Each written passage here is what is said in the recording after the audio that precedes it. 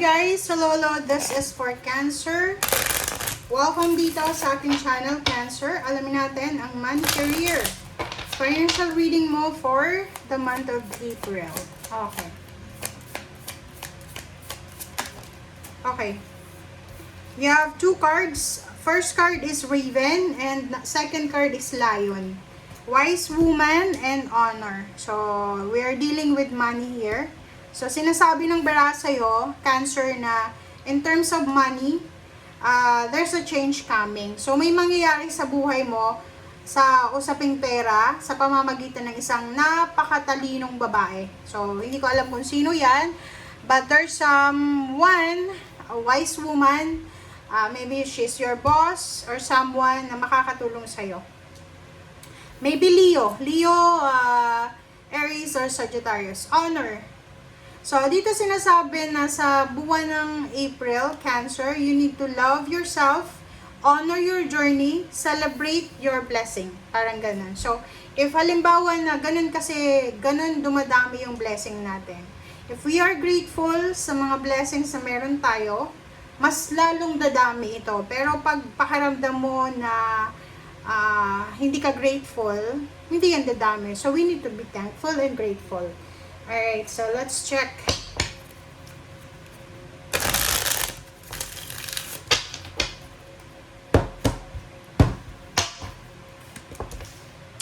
Okay, Seven of Pentacles. Seven. Okay, Seven of Pentacles, Zero the Fool, King of Cups. Wow. There's a Page of Wands, there's a future. Financial news. Okay. So, kung makikita mo dito, Cancer, you're waiting eh. You're waiting. You're waiting for a cash.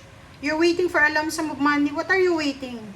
Kasi parang nakikita ko sa'yo dito, it's either nag-aantay ka ng opportunities, it's either nag-aantay ka ng retirement, lump sum of money, financial help, promotion, basta trinabaho mo na siya. So, you're waiting for your salary, or lump sum of money.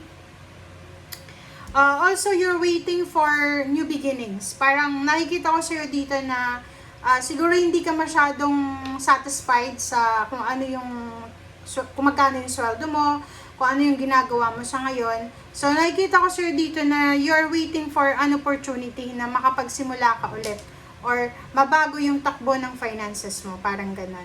And there's a King of Cups here.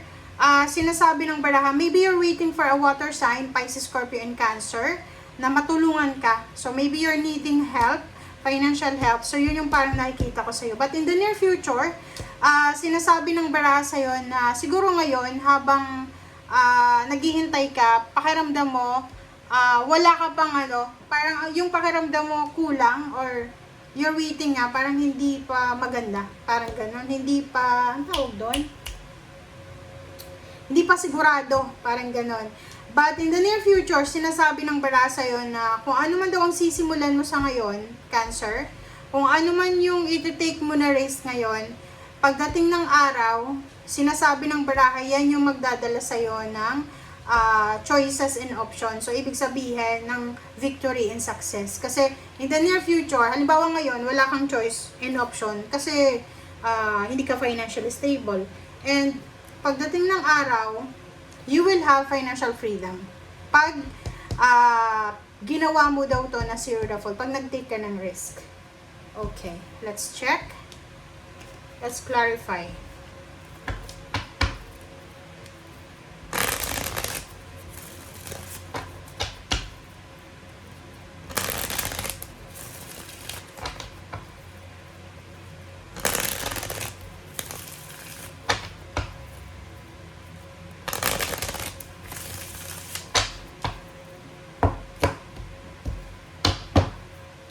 Okay, Seven of Pentacles.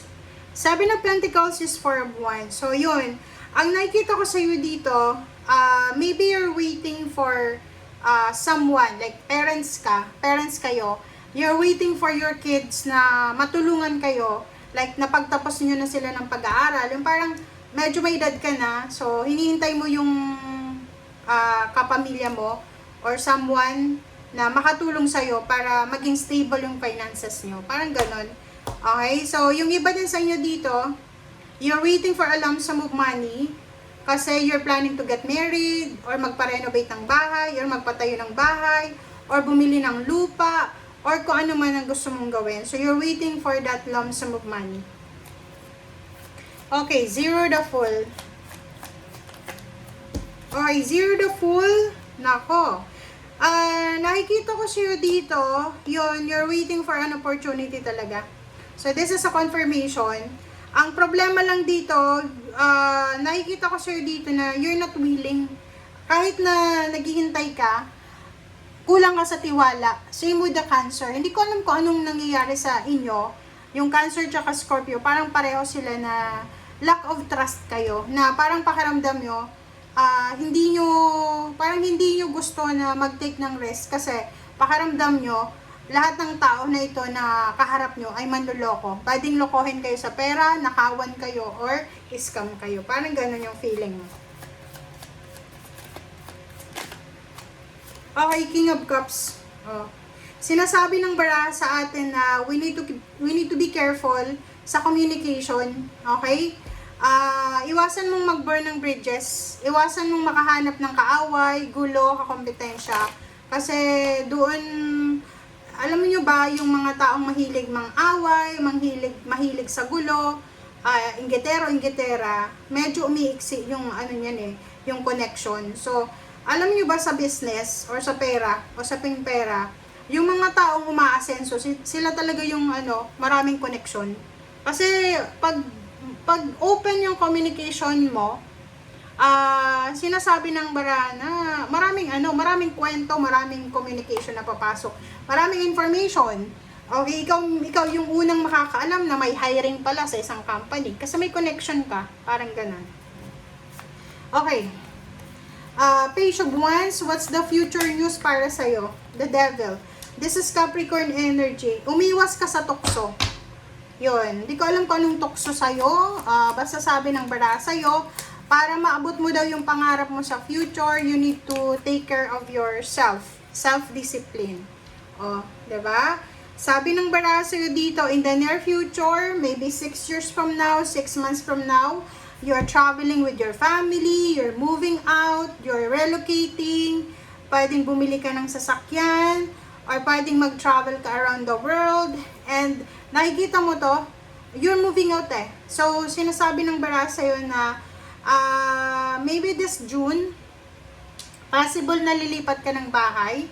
Kung OFW ka, pwedeng umuwi ka ng Pilipinas. Kung nasa Pilipinas ka, pwedeng mag-migrate ka sa ibang bansa. Okay? So, yun guys ang sinasabi ng baraha. Thank you for watching and see you again. Bye!